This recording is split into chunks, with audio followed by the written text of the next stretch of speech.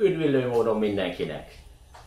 Egy néző éppen most fejezte ki gyakorlatilag, hogy ő bizony már unja az inverter teszteket, és hogy inkább valami más tartalmak felé kellene venni az irányt, mert ő unja.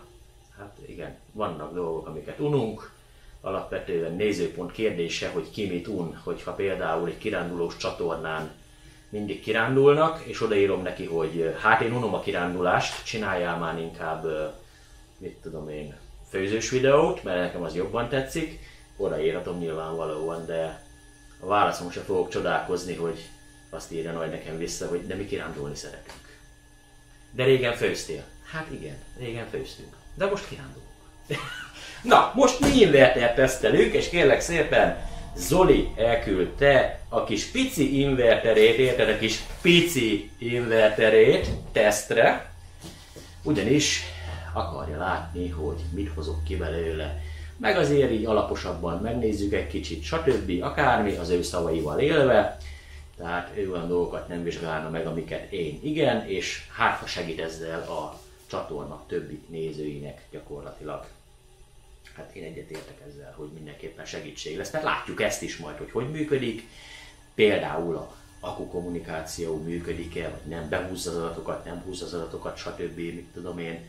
Mert most ez egy 48 voltos inverter. Ja, apropó, sokan siránkoztak, hogy hát a 40 watt az nagyon-nagyon sok fogyasztás, így úgy, tök mindegy, hogy akkuból vagy hálózatból, az sok, az stb. Mit tudom én. Hát igen, ez megint egy olyan dolog, hogy van, aki azt mondja, hogy én beérem egy 3000 wattos inverterrel, de keveset fogyasszon.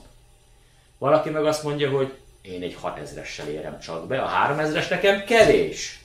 Na és itt van Zoli, aki így mérlegelt egyet, és azt mondta, hogy 8000 alatt nincs mit csinálni konkrétan, akármennyit is fogyaszt, hiába tart egy 3000-est. Tesz fel egy 3000-est a boilernek? Tesz fel egy 3000-est a szobának? Tesz fel egy 3000-est a konyhának? Tesz fel még egy 3000-est a nem tudom kinek? Hát az hülyeség, semmi értelme. Alapvetően egy háztartásba akarja majd ezt üzemeltetni, ahol el akar látni mindent is gyakorlatilag, és nem azt fogja nézegetni, hogy most ja Istenem, elment 50 watt 10 óra hosszán keresztül, ami nem kelt fel a nap, hát akkor elment Istenem. Hát a semmiből csak semmi lesz. Ez egyszer tény, ezt én is szoktam mondani, hogy a semmiből csak semmi lesz. Ha az ember akar valamit, akkor azt kell tegyen érte, be kell fektetni. Na, mondhatnám azt, hogy ha azt akarom, hogy legyen egy teherautóm, fizettem rá a biztosítást, karbantartom, vizsgáztatom, stb. Nevemre vettem, akármi, mit tudom én, és javítom folyamatosan. Na, érted? Tehát a semmiből csak semmi lesz. Tehát hogy akarok én úgy szállítani bármit, hogy hát én nem tartok teherautót, mert az sokba kerül. Hát akkor nem kell olyan tevékenységet űzni. Első körben jár hozzá egy Wi-Fi modulocska. Nyilvánvalóan ezt nem fogjuk beüzemelni, mert hát miért üzemelnénk be egy Wi-Fi modul, de egyébként benne van egyből ez a kis soros port csatlakozó, úgyhogy a lényeg az, hogy van hozzá. Tehát ilyen van a csomagban. Jár hozzá még egy user manual, a 11 kW-os a miénk. Adnak hozzá 2 darab MC4 csatlakozót, meg van itt valami biztosíték jellegű valami, vagy a fene tudja, hogy egy átkötés, nem tudom megmondani. Hát reméljük, hogy ilyeneket nem kell lesz majd használni. A doboz tartalmaz még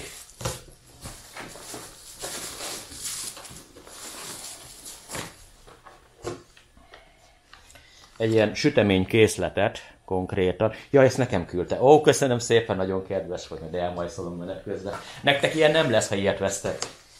Szép nagy inverter, alapvetően, amit észrevettem az előzőekhez képest, ez kisebb. Tehát így vékonyabb. Például az MPP szolárok meg az EASUN-ok azok magasabbak voltak. Ugye itt megkapjuk a sarokba bekapcsoló gombunkat, pozitív-negatív kábelbevezetés, AC kimenetbe menet földelőcsavar. Ugye itt kell csatlakoztatni szépen a Wi-Fi-t, ami opcionális egyébként, de így kapunk hozzá a dobozba. Nyilván vásárlás függő, kapunk egy száraz csatlakozót. RS485, RS232, Solar 1, Solar 2. Ezen az oldal csak címke. Sértetlen az egység. Kapunk valami kis szűrőkét is hozzá. Itt plusz szintén csak az akármi, ott pedig lenne a szép nagy akasztók. Mintha csak a 4 kW-os látnám, csak egy kicsit jó felhizlalva alapvetően. Elől ugye itt van a kijelzőnk. Egy az egybe ugyanazok a gombnyomások, pont mint a 4 kW-os társánál, talán még a kijelző is ugyanaz meg minden. Tehát egyező olyan érzésed van, mintha csak a 4 kW-ost így felhizlalták, hogy is sokkal többet tudjál, és kész. A fedelet levéve, ahogy belelesek, egyből olyan érzésem van, hogy ők komolyan gondolták, hogy ezt be akarnak szippantani ilyen 200 ampereket, mert dupla csavart hagytak, tehát ugye ez tetszik, hogy két vezetékkel is meg lehet ezt akár oldani, ha valaki komolyan gondolja, hogy nagyon nagyot akar fogyasztani. Ugye itt vannak a kis MC4 csatlakozók, egész kis masszívnak tűnnek, nem tűnnek rossz kivitelnek egyébként. Csoki oldalon ugye nem ilyen közönséges boltban kapható csokit szereltek be, hanem egy ilyen jobb minőségűt. Viszont ide azért lehetett volna nagyobbat, én szerintem, ezt már most látom. Hát csak abból kiindulva, hogy most akkor egy 6-os vezetéket érvékhüvelyezel, az alig fog beférni gyakorlatilag. Ide azért lehetett volna többet. Na de, bele jobban nem látunk egyébként, hogy milyen vezetékek jönnek oda. Hát remélem, hogy megfelelő vastagságú. Itt van a kis modulocska, ami ugye gyakorlatilag a kommunikációt, meg a száraz csatlakozót intézi. Azt írja, hogy inverter és töltő konkrétan ANJ HHS 11 kW-os 48 voltos Wi-Fi verzió. Inverter módban 11.000 volt, 11.000 watt, 48 volt, 220 amper, ez már bír enni rendesen. AC kimenet 230 volt, 50 vagy 60 Hz, 47,8 amper egy fázison. Az AC töltő ugye 54 volt DC, ez ugye az alapértelmezett, és akkor AC töltés 120 amper, tehát ennyit tud a hálózatból folyamatosan tölteni. Alapértelmezetben 60 amper van beállítva, és akkor azt mondja, hogy PV plusz AC 160 amper, tehát ez a maximum töltőáramunk. 47,8 amper ugye egy fázison a kimenője neki, úgymond. Napelem oldal 5500 Watt/2 és minimum feszültség 60 volt, maximum feszültség 500 volt. 18 amper/2, és azt mondja, hogy az MPPT-n keresztül 160 amper lehet a maximum töltőáram. Fölkerült az inverter a falra, hát ebből a csomópontból tudok ekkora teljesítményt kiszedni, meg itt tudom elvezetni mondjuk például egy 32 amperes autó töltéshez a villanyt, úgyhogy ezt még muszáj vagyok itt tesztelni, pedig már az új fal részleten akartam tesztelni. Nézzünk be egy kicsit a manuálbe, hogy hadd lássuk, hogy miről van szó. PV Connection, tehát 2x18 amper lehet beküldeni, 10-es AVG legyen, még Newtonmétert is ad, holott MC4 csatlakozó van. Na de nem is baj, a lényeg az, hogy 60-tól 500 voltig működik a motyó, és szépen lerajzolta itt nekünk 41 voltos napelemmel, maximum 12 darabot küldjünk be. 50 voltos napelemmel már csak 9-et javasol alapvetően sorba. Ugye ez egyik 550-es, a másik az meg 450-es. Itt lesz a kijelzőnk, így fog kinézni. Nagyon érdekes, hogy van L1 meg L2, PV1, PV2. Error. Ja, hogy ebből lehet, hogy van osztott fázisos változat is, ilyen amerikai modell úgymond. Ami itt viszont már érdekesebb, hogy ugye a beállítás, és itt térünk ki arra dologra, hogy mikor ezt a könyvet felszoktam így olvasni, lapozgatni egy kicsit, szokták mondogatni egyesek, hogy de miért olvasod fel minden alkalommal ugyanazt? Hát tök egyforma az egész, meg már kívülről tudja. Igen, te kívülről tudod, mert te használsz már ilyet. De aki most nézi először ezt a videót, illetve hogy most talál ide, az nem fogja tudni. Úgyhogy neki meg kell mutatni, ráadásul ez nem olyan, mint a megszokott. Tehát itt lesz egy olyan, hogy az Enterrel ugye belépünk a menübe, és először kiválasztjuk azt az F0-val, hogy általános beállítások, F1-jel a AC kimenetnek a paramétereit, F2-vel az akunak a paramétereit, F3-mal az idő paramétereit, F4-jel pedig ugye a rendszer paramétereit. Tehát ugye a nullással kezdünk, és az egyes menüponttal kezdi azt, hogy APL UPS generátor. Ugye ez a bemeneti forma. Ugye legyen-e ilyen automata fogyasztás csökkentő idézőjelbe, de hát ez nem fog működni, hogyha van rajta folyamatos terhelés, úgyis fog menni az inverter. 3-as menüpont azt mondja Overload Bypass, tehát menjen túlterhelés esetén hálózatra. Induljon el újra, hogyha túlterheltük. Ha túlmelegedett, indulhat-e újra. Ugye a 6-os is itt a újraindulással kapcsolatos. 7-esbe fogjuk megadni azt, hogy a kijelző megmaradjon a legutolsó beállított értéken. 8-assal ugye háttérvilágítást, 9-essel a pittyogás lehet megszüntetni, Modbus Settings, itt meg tudjuk adni 1-től 247-ig valami címzés. 16-os a Dry Contact. Az F1-es menüpontban tudjuk kiválasztani a módokat. SUB mód van, SBU mód van és SUF van. Ugye az előzőben is volt már SUF, és ketten is megírták e-mailbe, hogy a online letölthető kézikönyvben benne van a SUF mód is, de nem mondtam hülyeséget, ugyanis feedback to the grid, tehát Solar Utility Feed. Tehát jól mondtam a dolgot alapvetően. Ugye kimeneti feszültségünk 220-240 között, 50 vagy 60 Hz. És itt még tudunk megint választani egy ilyet a 6-os menüpontba, hogy másodlagos kimenő gyakorlatilag, hogy kapcsoljon ki, vagy menjen subba. Na ez érdekes ez a menüpont, ezt még értelmezni kellett egy kicsit nekem is, hogy ő mit akar itten konkrétan. Itt ugye be lehet állítani az időt. F2-esbe ugye jövünk az akku típusával. Ugye AGM, Flooded User, Li2, Li4, Lithium B. Li2 lesz a kommunikációs, a Li4 is egy kommunikációs változat, de nem a pillonra vonatkozik. A Lithium B pedig lenne a kommunikáció nélküli lítium opció akar lenni. 2-es menüpont Charger Source Priority, Solar First, SNU, Osho, Solar Residual. Hát ugye Only Solar lesz, hát ki akar hálózatból akut tölteni, hát nem is tudom, hogy miért van ilyen opció egyáltalán. Bulk Charging, ugye meddig töltsön, csepptöltés.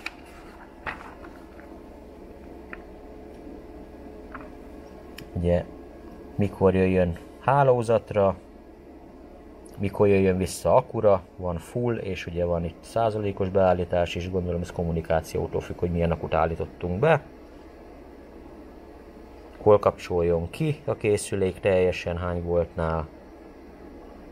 9-es a töltőáram akar lenni. 10-es a hálózati töltőáram. 11-esnél egy másodlagos töltés prioritást tudunk kiválasztani, amit egyébként ki is lehet kapcsolni, és ugyanazokat tudjuk kiválasztani. 12, 13, 14, 15, itt különböző időzítéseket lehet megadni, hogy mikor, honnan töltsön, meg mit csináljon. Mert ugye mondhatjuk neki azt, hogy például a 12-esnél, hogy Start Timer Settings for Slave Charger Source Priority Hours Settings. Tehát itt megadjuk neki az órát, itt megadjuk neki a percet, hogy másodlagos töltés módba, ha mondjuk azt mondjuk, hogy töltsél hálózatból, este 11 órától, mert akkor olcsó a villany, itt tudod beállítani. Tehát nem aprózták el, rendesen megbonyolították a dolgokat. Itt azért elég sok minden van, amit úgy nem is nagyon kellene elállítgatni gyárilag, mert ezt aztán szétnyomkodod, akkor nem tudom, ki állítja vissza. Kiegyenlítés, lítium akku az ugye gondolom a kondi előtöltés, automatán, nem automatán, és a 25-ös menüpont, ami érdekes számunkra, Maximum Battery Discharge Current. Tehát lehet offra tenni, és lehet állítani az ampert, hogy mennyivel merítheti az akut. Nyilvánvalóan arra gondol, hogy van egy valamilyen lítium akkumulátorod, akkor, és annak mondjuk 100 ampere meríthetősége, akkor ne akarja ő 300-zal meríteni. Vagy 150-nel, vagy akármennyivel, érted? Ja, itt meg már a kijelzőt ostromolja nekünk.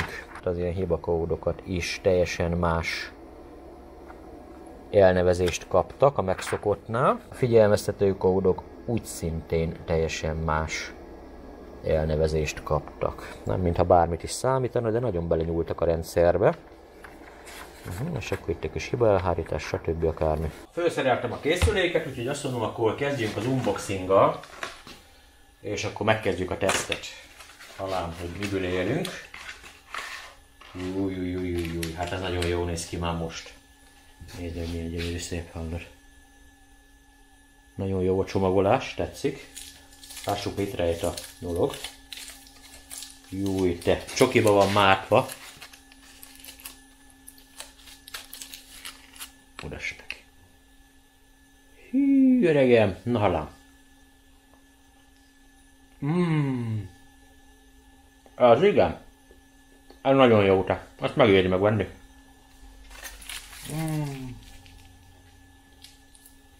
Érzéssel, mert nagyon kapatos.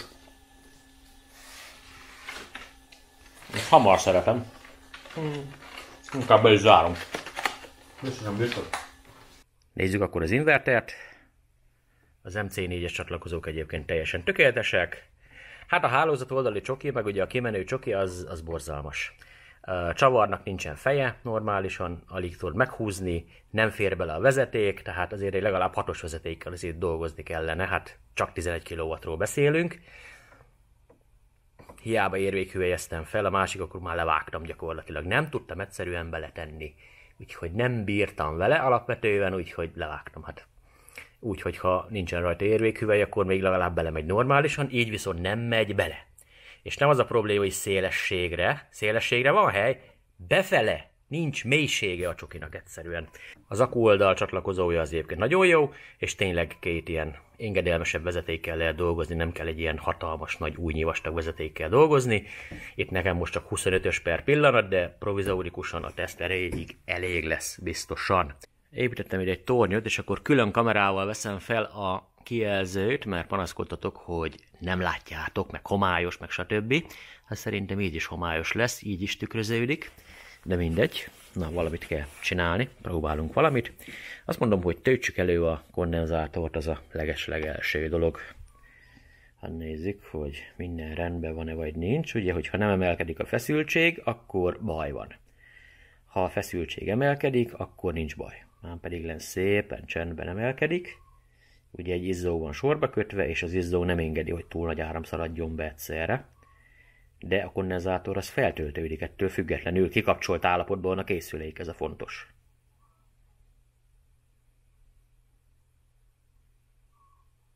Na és most állt meg a mutató, most lehet felkapcsolni a biztosítékot. Innentől kezdve van tehát akunk. Most akkor én beindítom magát a invertert, és akkor nézzük meg az első indítást. Na, egész jó egyébként ez a felvétel, úgy látom. És már van 2.30-unk alapvetően. Na nézzünk egyet akkor a menübe, illetve hogy menjünk egyet fel, de le kell némítani. Úgyhogy hosszú entert nyomok. És akkor az általános beállításokba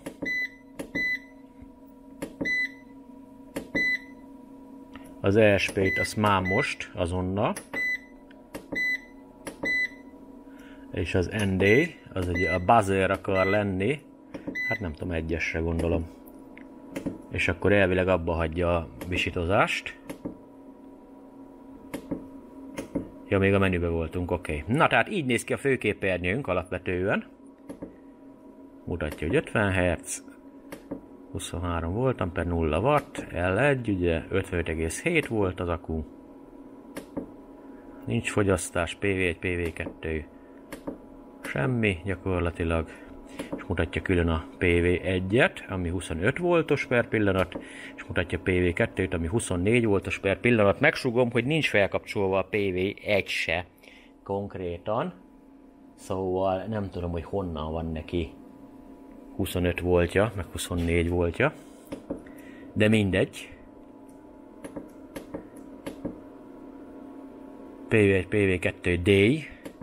Ó, van benne napi számláló, havi számláló, éves számláló, totál, ez gondolom, hogy firmware verzió akar lenni, ez pedig az óra lesz, kizárásos alapon, mivel hogy szépen gyönyörűségesen megy ott középen a másodperc, bal oldalt az óra, jobb oldalt a minut, mint perc, és körbe is értünk. Na akkor mielőtt így belefogunk a dologba, azért csak be kéne állítani itt a dolgokat. Azt mondja, jó lesz nekünk az APL. Na, hogy ez mi, az jó kérdés, bypass az mehet nyugodtan. Igen, háttérvilágítás maradhat. Oké, akkor a 2-es menüpont, az F1-es lesz itt nekünk a dolog. Na, SUB módban vagyunk. Próbáljuk meg az SBU módot egyenlőre. 230 volt, nézzük meg, hogy lehet váltani menet közben feljebb. Nem lehet, tehát ki kell kapcsolni hozzá a készüléket ahhoz, hogy váltani lehessen. 50 Hz. Jó. Ez lenne az idő, oké. Akkor F2. Na, akku típusa. Ezt most berakjuk egyenlőre userbe. Azt mondja, hogy a töltés típusa OSO legyen. Jó lesz az OSO. Oké, jó a kamera felvétel, úgy látom. Jó, batéria.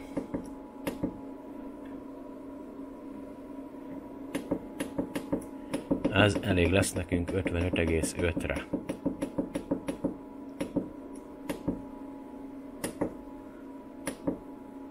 Csepptöltés. 55. 4-re fogom tenni. 1/10-del legyen alacsonyabb. Jó. Bypassra megyünk 46 voltnál. Fullon jövünk vissza, hát ezt úgyse fogjuk megcsinálni. Cutoff 42, az bennünket nem érint. Töltőáram 80 ampere, maradhat 80-on gyakorlatilag. Hálózati töltőáram 60 ampere, az szintén nem bán bennünket.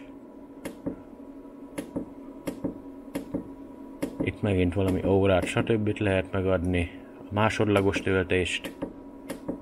Jó, akkor itt már nincs több beállításunk, lássuk az F3-at.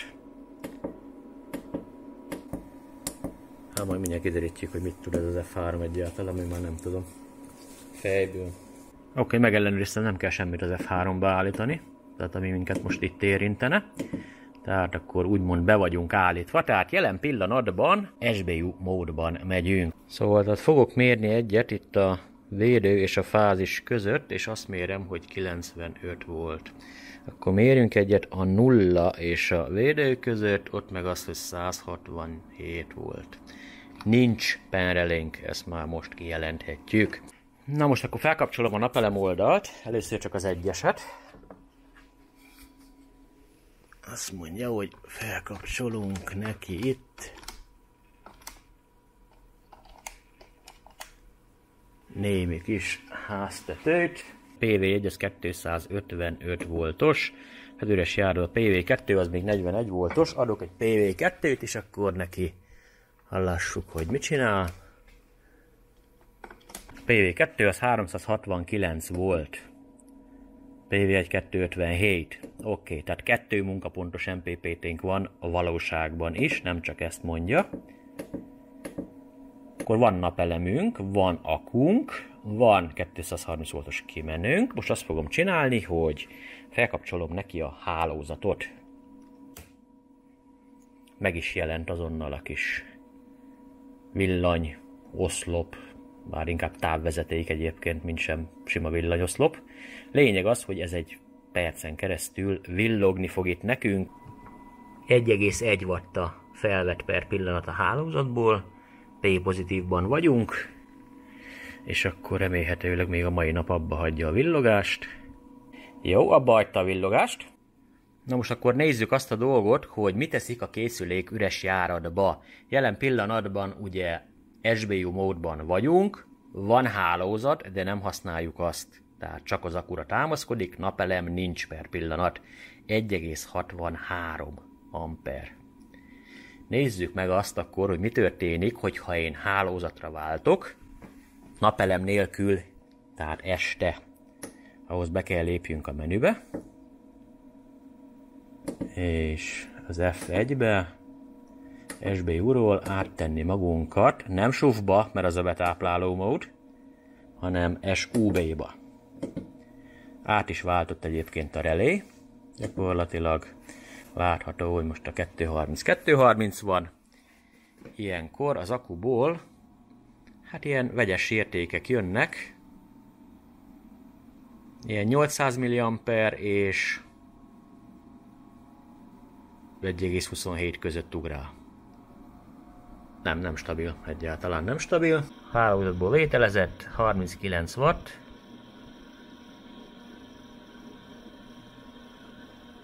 ...41 watt. Na hát 40 watt körül van. És az akkuból is 700 mAh és 1,27 között ugrándozik. De hol ennyi, hol annyi. Tehát egyáltalán nem stabil. Jó. Csináljuk azt, hogy adok neki napelemet.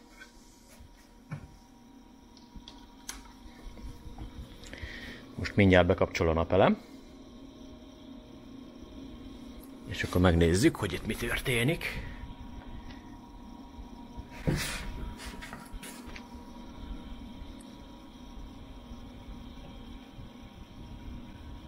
Na most már van napelemünk is.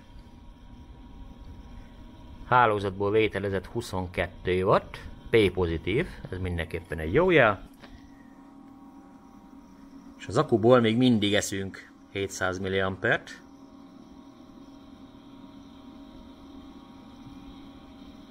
Valahogy az akut nem akarja hanyagolni, hiába van hálózat is, hiába van minden is. Akkor nézzük azt meg akkor, hogy napelem és akkuval. Szóval elvesztjük a hálózatot. Így 1,12.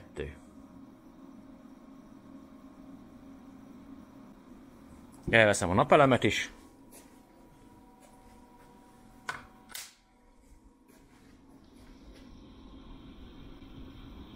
Így visszajöttünk 1,6-ra. Jelen pillanatban SUB módban vagyunk, és az a jó hír fogad bennünket, hogy 22 watt mindösszesen a hálózat irányából, P pozitívban vagyunk. Na most akkor nézzük meg, hogy mi történik abban az esetben, ha én elindítok egy fogyasztót. Hálózatot megrántotta, és gyönyörűségesen ledolgozta 109-120 wattig, 130-ig. P pozitívban vagyunk, ezt ugye onnan is tudjuk, hogy még van egyáltalán hálózatunk, különben már 8-as kóddal megállt volna sárga. Kimenünk, stabil 550 watt. Meg fogom állítani ezt az egy fogyasztómat, és nézzük meg, hogy mi fog akkor történni. Az történik, hogy egy kattanás, és elment a hálózat, ami egyébként egy 8-as kódra utal, tehát visszarugott. Na, ismét szinkronban vagyunk. El fogom indítani az egyik hősüsit és a másik hősüsit is, és akkor nézzük azt, hogy mit teszik a hálózatból. Tehát először csak a kisebbiket, hálózat megránt, ledolgozta. Most ugye akkor elindítom a nagyobbikat, hálózat megint megránt, ledolgozta. Még egy kapcsolat, megint ledolgozta. És akkor tartjuk a hálózatból ezt a 220 watt körüli értéket. Mindjárt, ha lemegy a sorozatszámunk, azt is láthatjuk, hogy P pozitívban vagyunk, tehát nem okoz gondot az sem, hogy több fogyasztót ellássunk, nem úgy, mint egy másik variánsnál, ami egy fogyasztó esetén pozitívba hagyta az órát, 2 fogyasztónál már negatívba vágta az órát. Na, ez így egész jó. Most ha valamelyiket megállítom, megmaradtunk. Nem verte le teljesen egyből. Tehát ez mindenképpen egy jó hír, de ahogy leállítod, abban a pillanatban megint 8-as kódot kaptunk. Hát ez van. Emellett a tény mellett nem lehet elmenni. SUB módban visszarúg, ahányszor megállnak a fogyasztóink. Ezt ugye úgy lehet értelmezni, például elindítol egy mosógép programot, és elkezdi a mosógép melegíteni a vizet. Amikor a fűtőszál bekapcsol, akkor nincs gond, mert kiegészít. Amikor a fűtőszálad megáll, mert az állandóan kapcsolgat kibe, annyiszor rúg mindig vissza a hálózatra. Nézzünk akkor egy túlterheléses támadást. Hát hoztam ide egy pár darab dolgot, egy olajradiátort, egy hősüsit, még egy hősüsit, sárga hosszabbító keretein belül 6 darab hősüsit, és természetesen a kis kompresszorunkat. Nézzük, felkapcsolom az első kis megszakítómat, és láthatjuk, hogy ez 3,2 kW mindösszesen, úgyhogy egy kicsit még ráterhelünk. 3,7. Akkor azt mondom, hogy adunk az érzésnek. Indítjuk a 2-es számot. 4,7, 8. Egyébként 5 kW-nál járunk, és nem hangos a készülék. Tehát ezt én nem mondanám hangosnak. Tök csendes. Na de cselekednünk kell, mert a hosszabbító nem fogja bírni a végtelenségig. Úgyhogy adom a következő terhelést. 7,4 kW, 7,35 lefele kerekedik, nem felfele. Na most jön meg a hangja csak a készüléknek. És indítsunk rá egy kompresszort. Minden további nélkül.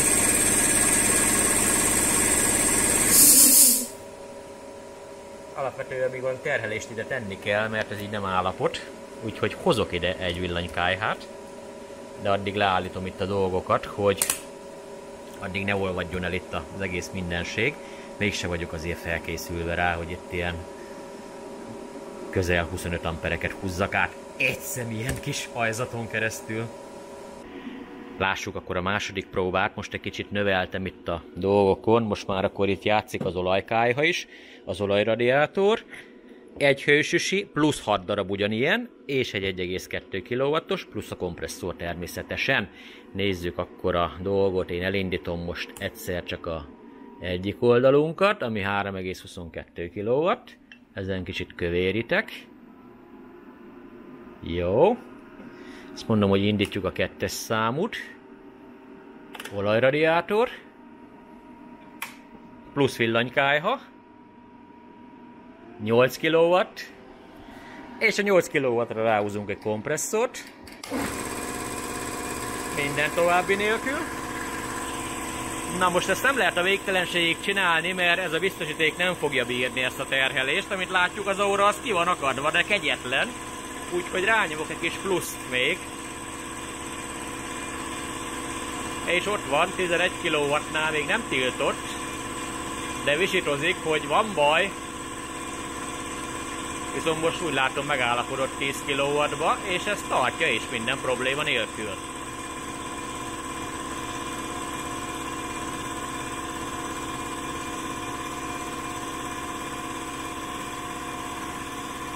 Bírja.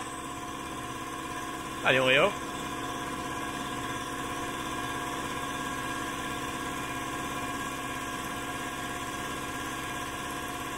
Hát csodálatos tényleg, hogy egyáltalán a biztosíték nem megy le, meg az. Jó. Nem akarom meggyötörni a rendszert nagyon, mert tényleg szétolvasztunk mindent. Nagyon nem erre való ez a dolog. De alapvetően az inverter az nagyon-nagyon bírja. Ami nagyon különleges benne az, hogy körülbelül 5 kW-ig egész kis csendes, és utána jön meg igazán a hangja. Tehát ezt valahogy nagyon jól eltalálták egyébként, hogy nincs nagy hangja az inverternek. A teszt másnapján vagyunk. Alapvetően a készülék feltűnően csendes, főleg amikor nem nagyon van se bejövő teljesítmény, se kimenő teljesítmény. Jelen pillanatban egy ilyen 1,38-1,4 kW környékén van összesen a bejövőnk. Külön-külön itt van bal oldalt a PV1, jobb oldalt a PV2. Azt mondja, hogy van itt nekünk egy feszültségünk, PV1-ből 258 voltos munkapontunk, van 2 amperrel. PV2-ből 360 voltos munkapontunk, szintén 2 amperrel. És akkor már van itt egy kis fogyasztásunk. 10,5 kW azért már így kiszaladt. És akkor mindjárt fogunk kezdeményezni egy olyat, hogy csinálunk egy 32 amperes autótöltést, és akkor megnézzük, hogy hogy viselkedik a készülék, hogyha kicsit meghajtjuk úgy rendesen. Beállítottam a kis töltőnket 32 amperre, és természetesen ide van készítve a nagy kábel korbács. És itt van ez a szép kis fehér autó, ami meg tudja enni nekünk ezt a dolgot. Egy gyönyörűségesen elindítjuk. Már megyen is, azt vinnyogta. Ide bent egyébként nagyon nagy csend fogad, annak ellenére, hogy 6,6 kW-tól teszik meg per pillanat az autó, és ugye a töltés az szerintem még több is, de mindjárt megmondom pontosan.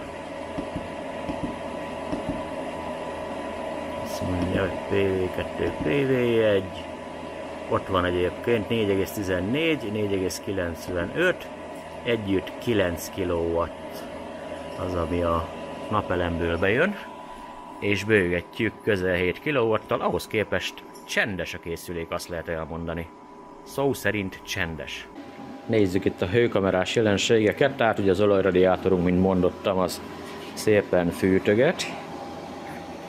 Hát a sárgánk az szinte tök hideg gyakorlatilag, hogy napelemet nem kap, de ő is dolgozik pedig.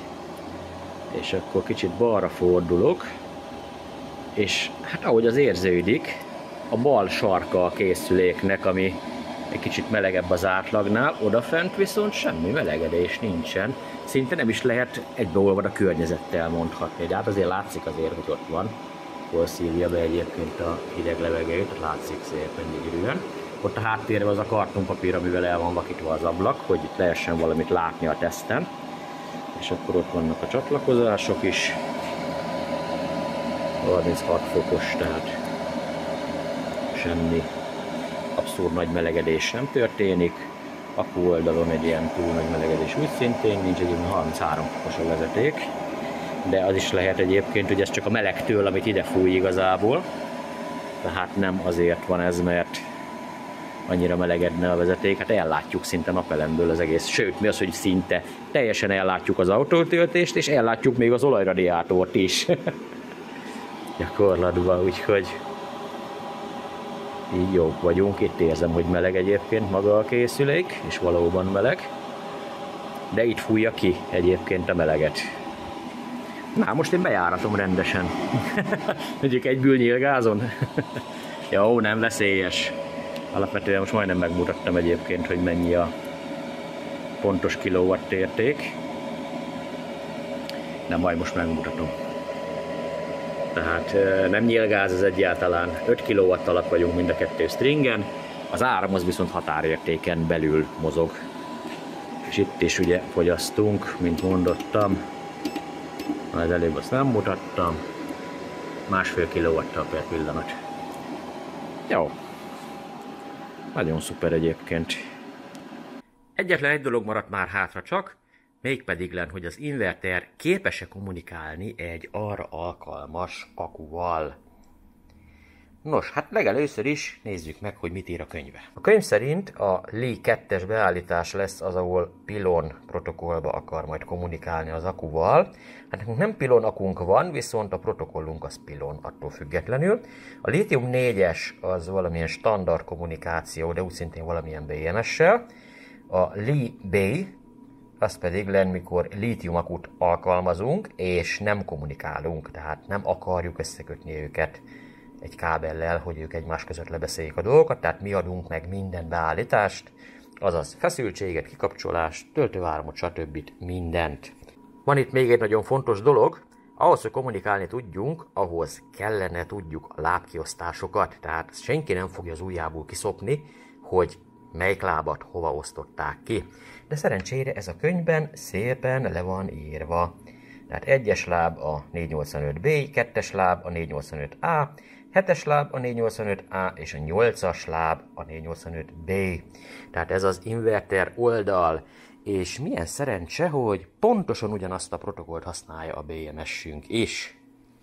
Teljesen megegyezik, azaz jelen esetben semmi különleges kábel nem szükséges hozzá, ugyanis egy az egybe egy sima patchkábellel össze tudom kötni őket, mindenféle probléma nélkül. Hát lássuk, mit fog mondani, hogyha én ezt így összekötöm.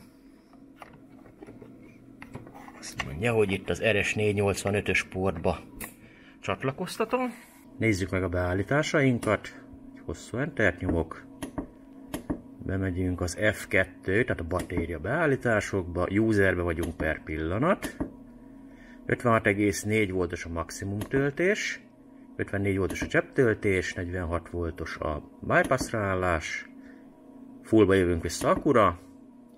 42 volt a kikapcsolás, 60 amperes a töltőáram. 60 amperes úgy szintén a hálózatból való töltőáram. Na, a többi az minket nem érdekel annyira. Visszajövünk ide, és azt mondjuk neki, hogy mi akarunk menni lítium 2-es opcióba, és kilépünk. És amennyiben a kommunikáció megtörténik, ott egy apró kis li felirat fog megjelenni. Nem vagyok benne biztos, hogy oda tud fókuszálni a kamera, de olyan apró, hogy még szabad szemmel is alig látszik. És elvileg még villogni is kellene neki bizonyos esetekben, de ha megtörtént a kommunikáció, akkor a főképernyőn léptetve lesznek új menüpontjaink. Na tehát, hát igen, 57,9 kWh, hát megküldtük neki rendesen. A mai napon csak 19 és felett vettünk ki, tehát 3 napja üzemel a készülék, hát itt van egy ilyen, hogy batéria 100%. Tehát itt valami kommunikáció már történt, mert valóban 100%-os az akunk. Ez is a kommunikációra utal, de itt kódok vannak igazából. Itt írja ki azt, hogy mit kér az akku, 55,4 voltot és 130 ampert maximum. És itt meg az van, hogy a PV jelen pillanatban nincsen felkapcsolva, és mégis mutatja a 23-25 voltot. Na, akkor azt mondom, hogy mivel hogy kommunikáció van, tehát ezt nem a levegőből vette ezt a 55,4 voltot meg a 130 ampert, valóban ezt kéri az akku. És 100%-on is van egyébként. Most ha bemegyünk a menübe,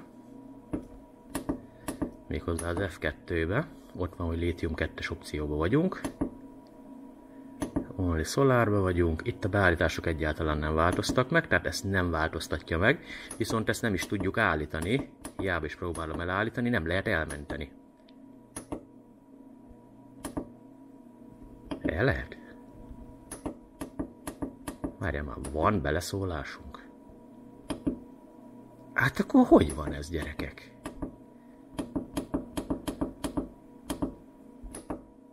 Tehát kommunikáció van, és mégis elállíthatom a beállításokat. Hát nekem ez most nem tiszta.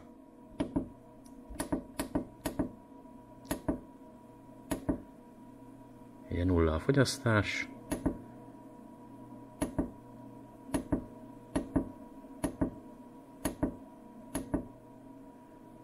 Pedig ott vannak az értékek.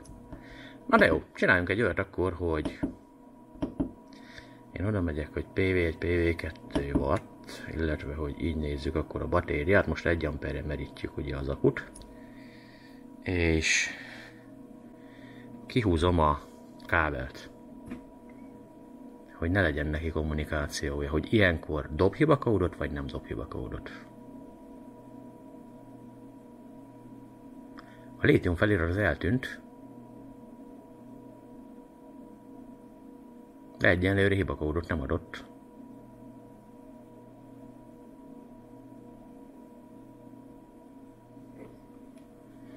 Lássam már most akkor mi van.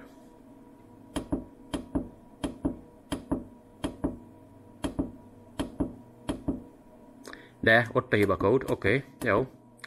46-os hibakódot kaptunk, oké. Tehát akkor van kommunikáció, oké, csak egy kicsit elbizonytalanított, hogy a beállítások mégis babrálhatók, hiába akármi van. Most el kéne tűnjön, mivel visszaadtam neki a kommunikációt. Igen, el is tűnt, oké. Kicsit nem a megszokott módon történnek itt a dolgok, tehát ugye a MPP Solar és egyéb társainál gyakorlatilag, amikor megtörténik a kommunikáció, akkor áthúzza a beállításokat. Jelen esetben lehet, hogy át van húzva, nem tudom. Na most mindegy, mert azt láttuk, hogy hibakódot dobott, hogy nem látja az akut. Rárogtam egy olajradiátort, meg egy villanykályhát, hogy egy kicsit csökkentsünk már ezen a százalékon, ne legyen 100%-on. És azt látjuk, hogy kerek 97%-ot. Nem bír oda fókuszálni a kamera, van erős a háttérvilágítás. 97%-ot mutat, és itt is azt látjuk, hogy 97,4%, hát nyilván ő csak kerekítve tudja mutatni.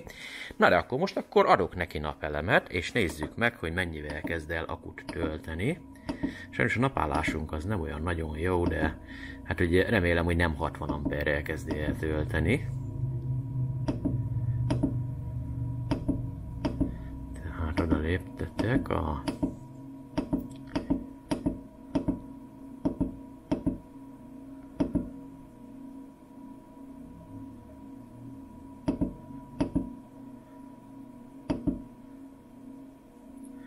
Na most odaléptettem a PV1, PV2-be jövő watthoz, és ugye a töltő áramot fogja nekünk mutatni. Persze fel kell kapcsoljuk gyakorlatilag a napelem oldalunkat, amit én lekapcsoltam direkt, hogy merüljön egy kicsit az akku. Úgyhogy ezt most egyesével fel kell kapcsolgassam. Most kapott napelemet. Hallássuk, el is kezdett. 3,4 kW-ra jött a bejövő. De itt az output batéria van, nekünk nem az kell, nekünk az input batéria van. 63 amperrel tölt. Csak 60-nal. Hát ez, hogy mondjam nektek, sanszos, hogy az én beállításomat vette alapul. Tehát, hogy nem a kommunikáció alapján meghatározottat vette. De most megnézzük. Felveszem 160 amperre, hogy akkor emel rajta. Határozottan emel, úgy hallom. Tehát hiába tudja, hogy 130 amperrel is tölthetne akár. Ő nem tölt. Mostan tölt többel, ugye hallatszik a hangján is, hogy egy kicsit többel tölt. Tehát a töltő áramot mi babráljuk, hiába van kommunikáció. Na hát... Félek attól, hogy a feszültséget is mi babráljuk, hiába van kommunikáció. Ő csak megkérdezi a BMS-től, hogy mit szeretnél, mennyit adjak neked, és nyilvánvalóan, hogyha esetleg többre állítottuk be, mint amit kér, a BMS az úgyis letilt. Egy kicsit ez a kommunikáció már megint ilyen királylányosra sikerült, hogy olyan van is, meg nincs is, de egy picivel jobb, mint a Elsunéknál. Azért itt egy picivel több infót kaptunk, idézőjelbe. Hát most veri is neki 75-tel. Na. Jó. Itt is vissza tudom igazolni, hogy ott van. 77-nek mondja. 76-nak. 3 millivoltos eltérés. Hát egy pár amperórát kell mindösszesen beletegyen. És akkor megnézzük, hogy leáll vagy nem áll, de le fog állni mindenféleképpen, hiába megadva neki a 56 volt, hát úgy se tudja addig tölteni, ha akarná se.